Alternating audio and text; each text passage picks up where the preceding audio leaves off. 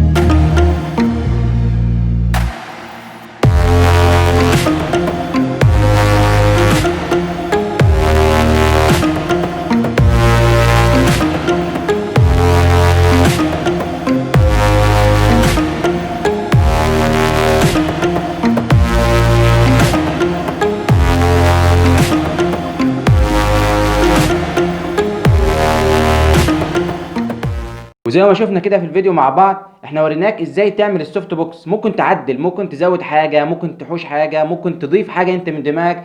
انا بس بوريك الطريقه، انت ممكن تعدل عليها باي شكل انت عايزه. وعشان اثبت لك الموضوع اكتر اوريك دلوقتي الاضاءه بقى عامله ازاي ومن غيره بتبقى عامله ازاي. دي كده الاضاءه من غير السوفت بوكس. طبعا اضاءه وحشه تماما، والصوره باهته ومش مظبوطه وضلمه شويه. تيجي نشغله تاني. كده الاضاءه بالسوفت بوكس. ايه رايكم في الاضاءه؟ اظن الاضاءه اختلفت تماما. حاجه بسيطه جدا وبادوات خفيفه جدا هتساعدك انك تعمل كل اللي انت عايزه، ولا تشتري بقى ولا تعمل. لان كل واحد في بدايته زي ما احنا فاهمين بيبقى عنده مشاكل، بيبقى عايز يعمل باي حاجه، يبدا باي حاجه، مش عايز يدخل جامد ويدخل ويزود الموضوع جامد عليه. في نهايه الفيديو ما تنسوش تعملوا لايك للفيديو لو عجبكم، واشتركوا في القناه، واشوفكم الفيديو الجاي. سلام.